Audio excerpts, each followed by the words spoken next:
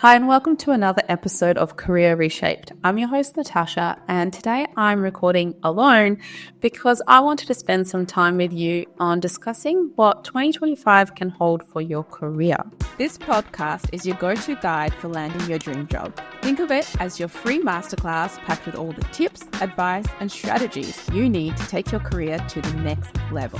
You know that feeling when you're putting away all the decorations, you've taken down the tree, and everything looks like a clean slate and you start to think, oh, now's the time to declutter the house. Well, it doesn't just have to be about decluttering the house. Now is a great time to declutter your career too, to clean it up and make sure it's heading down the right path.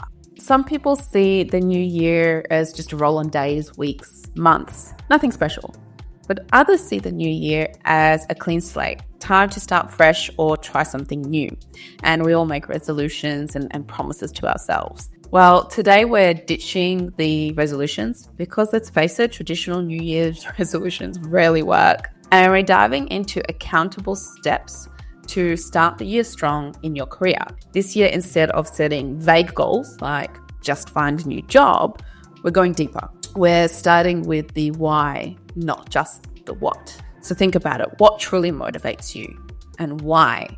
What are your core values? How did they become your core values? Why are they your core values? Dig deep and really think about that. That gives you an idea of what you want in your workplace, what you want in your career. Now, what kind of work makes you feel enthusiastic and fulfilled and filled with passion? If you're feeling stuck and you need some inspo, head over to our resources page on our website. We've got lots of blogs on there that you can have a read and have lots of ideas on what else is out there and other ways to self-analyze and dig deep. And they will give you some other ideas on careers that you can think about. So anyway, now that you've thought about what motivates you, what your core values are, what's next? It's time for self-assessment. What are you truly good at? Dust off that resume or maybe even take a skills assessment test. The clarity you'll get from self-analysis is the key thing that you need to set the right goals for you. We ask all of our clients to write a list of skills and abilities. This is part of their self-assessment, self-analysis. The difference between a skill and an ability is a skill is something that you hone in on over time, that you excel at. An ability is something that is innate to you, something that you were born with. The example I love to give for this, because it's easy to envision it, is imagine your toddler and you've given them a puzzle box. And you look at one toddler and they're fitting the square shape into the square hole, the circle shape into the circle hole, natural problem solvers. Then you look over at the other toddler and they're trying to smash that circle shape into that square shape and it's just not going in. Not a natural problem solver. And you don't have to write down all your skills and abilities into separate columns. You don't need to do that if you don't want to. You can just write the whole list down. And again, the things that you want to improve on, because that's important to know as well. Whatever you want to improve on, you can turn into a skill. But the reason we do suggest it into those two separate columns is that way you can really see what you've excelled at throughout your life that you've actually turned into a strong transferable skill. So now close your eyes for a moment. Are they closed? Picture your ideal workday. What does your environment look like? Who's there? Are you collaborating with a team or is it just one other person? Are you thriving in independence? Is it fast-paced and dynamic or calm and methodical? This vision can help guide you towards the right career path.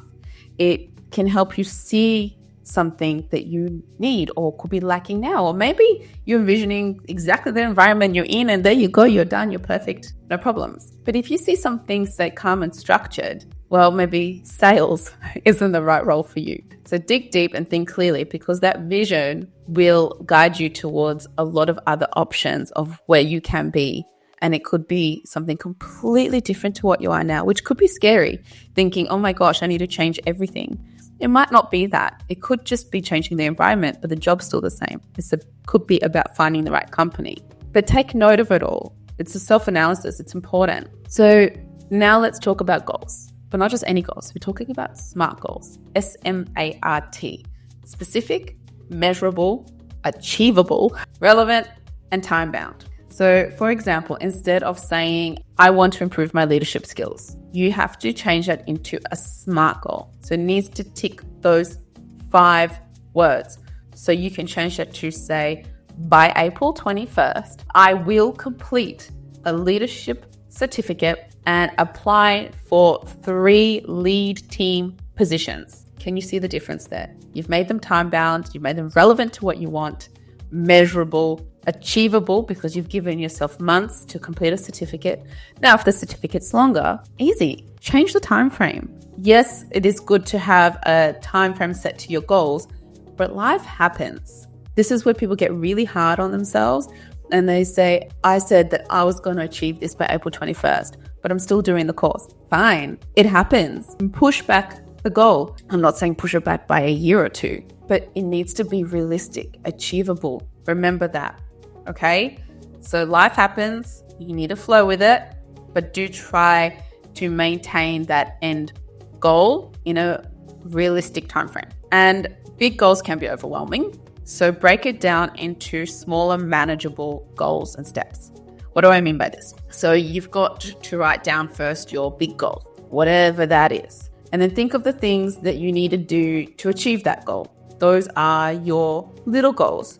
And each of those little goals, what steps you need to take to actually get there, to achieve the smaller goals. So it could be you want to enroll, you want to become a leader. To become a leader, you first need a smaller goal of completing a leadership certificate. What do you need to do to complete the leadership certificate? The steps are to search for different certifications, to apply to those certifications, to make sure that you're qualified to those certifications.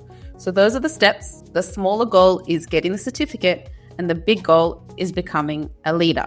So now that you've drilled down, highlighted step by step, don't forget the accountability. Find a career buddy, set reminders in your phone, use a planner to track your progress, and you can actually download a free guide from our website, from our resources page. It's called My Career Planner, and it outlines exactly in there how to write the goals, how to make them smaller, and how to do step-by-steps with timeframes and everything.